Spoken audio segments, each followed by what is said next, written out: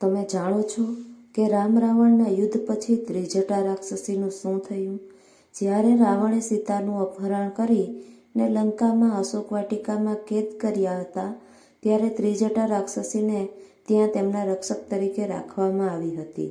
તેણે ત્યાં સીતાને ઘણી મદદ કરી હતી. તે તેને વારંવાર સાંત્વના આપતી હતી.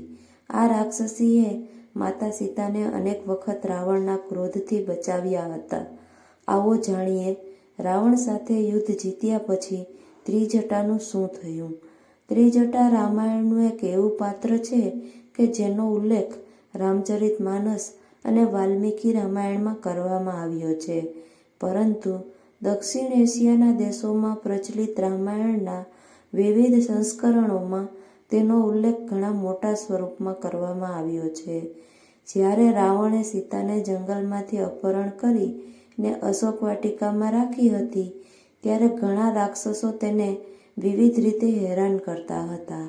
માત્ર એક ત્રિજટા જ હતી જેણે એમને રાક્ષસોથી બચાવ્યા હતા અને આશ્વાસન પણ આપ્યું હતું. રામચરિતમાનસ અને રામાયણ અનુસાર ત્રિજટા રાક્ષસ વિભીષણની પુત્રી હતી. પિતા વિભીષણની જેમ તે પણ રામભક્ત હતી. એવો પણ ઉલ્લેખ છે કે મંદોદરીએ તેમને ખાસ કરીને સીતાની સંભાળ રાખવા માટે રાખ્યા હતા.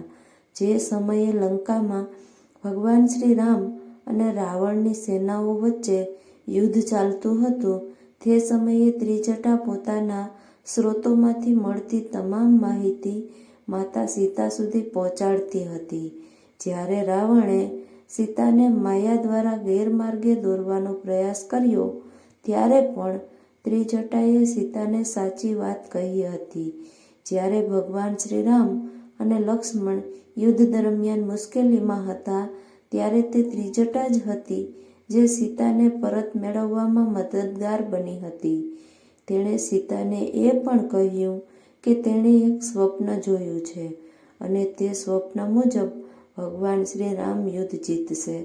રામચરિતની ચોપાઈઓમાં જણાવ્યા અનુસાર ત્રિજટાની માતાનું નામ શર્મા હતું. જો આ સંબંધથી જોવામાં આવે તો ત્રિજટા રાવણની ભત્રીજી લાગતી હતી. જ્યારે સીતાજી માટે બંદીવાસમાં વિયોગ સહન કરવું મુશ્કેલ બન્યું, ત્યારે તેમણે આત્મહત્યા કરવાની વાત કરી હતી. તેમણે ત્રિજટાને કહ્યું હતું કે તેમના અંતિમ સંસ્કારમાં તે ચિતાને શણગારે અને તેને અગ્નિદાહ આપે. આવી સ્થિતિમાં ત્રિજટાએ સમજદારીપૂર્વક માતા સીતાની વાતને ટાળી દીધી હતી કે આવી રાતમાં આગ ક્યાંથી મળશે. આ સિવાય રાવણ 2 વાર ગુસ્સે થયો અને સીતાને જાનથી મારવા માંગતો હતો. ત્યારે પણ ત્રિજટાએ રાવણને સાંત્વના આપી અને માતા સીતાની રક્ષા કરી હતી. અન્ય ભાષાઓમાં રામાયણના અનેક સંસ્કરણોમાં ત્રિજટા વિશે વધુ વર્ણનો છે. આમાં કહેવાયું છે કે યુદ્ધ પછી ભગવાન શ્રી રામ અને માતા સીતાએ ત્રિજટાને બહુમૂલ્ય પુરસ્કારોથી લદાવી દીધા હતા. ઇન્ડોનેશિયામાં પ્રચલિત કાકાવિન રામાયણ અનુસાર રાવણે અશોક વાટિકામાં રક્ષકો તરીકે 300 રાક્ષસો તૈનાત કર્યા હતા. તેમાં માત્ર એક ત્રિજટા જ હતી જેણે સીતાજીને પ્રોત્સાહિત કર્યા હતા. પાલ રામાયણ કહે છે કે વિજય પછી ત્રિજટા પણ પુષ્પક વિમાનમાં બેસી માતા સીતા સાથે અયોધ્યા ગયા હતા. આ જ વાત આનંદ રામાયણમાં પણ કહેવામાં આવી છે. પાછળથી જ્યારે સીતાજી ફરીથી લંકા આવ્યા, ત્યારે તેણે વિભીષણની પત્ની શર્માને ત્રિજટાની એવી જ રીતે કાળજી લેવા જણાવ્યું હતું કે જે રીતે ત્રિજટાએ અશોક વાટિકામાં માતા સીતાની સંભાળ રાખી હતી. ઇન્ડોનેશિયાની કાકાવિન રામાયણ કહે છે કે યુદ્ધ પછી સીતાએ ત્રિજટાને ખૂબ જ મૂલ્યવાન ભેટ આપી હતી. થાઈ રામાયણ રામકીનમાં કહેવાયું છે કે હનુમાને વિભીષણની પુત્રી ત્રિજટા સાથે લગ્ન કર્યા હતા. થાઈલેન્ડમાં વિભીષણને ફિપાક અને ત્રિજટાને બેન્ચકેય કહેવામાં આવે છે. થાઈ રામાયણ કહે છે કે હનુમાન સાથેના લગ્નથી ત્રિજટાને એક પુત્ર અસુરપદ થયો હતો.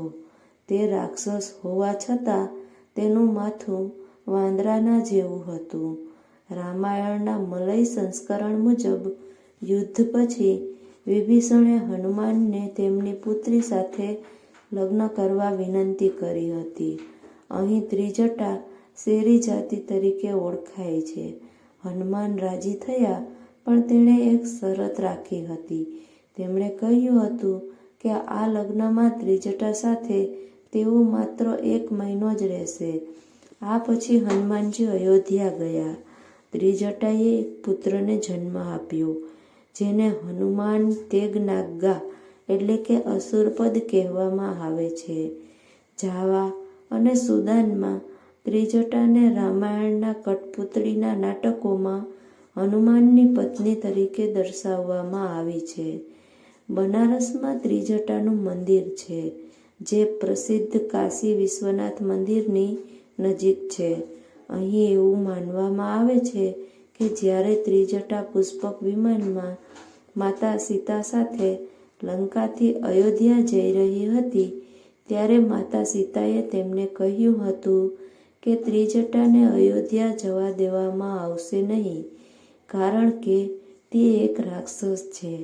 આ પછી માતા સીતાએ સૂચન કર્યું કે તેને વારાણસી જવું જોઈએ, જ્યાં તેને મોક્ષ મળશે. ત્યારબાદ ત્રિજટા ત્યાં દેવી તરીકે તેની પૂજા કરવામાં આવશે. હાલ અત્યારે આ મંદિરમાં ત્રિજટાની પૂજા કરવામાં આવે છે.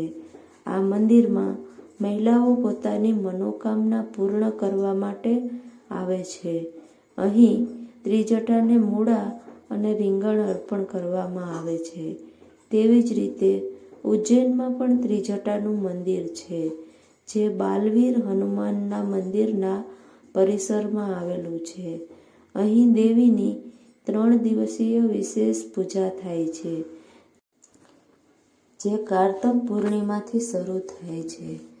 તેલુગુમાં સીતા પુરાણમુ રામાસામીમાં પણ ત્રિજટાને વિભીષણ અને ગાંધર્વ શર્માની પુત્રી તરીકે વર્ણવવામાં આવી છે. દોસ્તો, આ માહિતી વાંચેલી અને સાંભળેલી છે. વોઇસ સ્ટોરી તેનું સમર્થન કરતું નથી. વધુમાં, આ વિડીયો દ્વારા કોઈની લાગણીને ઠેસ પહોંચાડવાનો હેતુ નથી. કોઈ ધર્મનું અથવા કોઈ વ્યક્તિનું અપમાન કરવાનો હેતુ નથી. તમને જો આ વિડીયો પસંદ આવ્યો હોય તો લાઈક કરજો અને વધુમાં વધુ શેર કરજો તથા આવા જ આવનારા વિડીયો માટે આ ચેનલને સબસ્ક્રાઈબ કરજો. વિડીયો જોવા બદલ આપનો ખૂબ ખૂબ આભાર.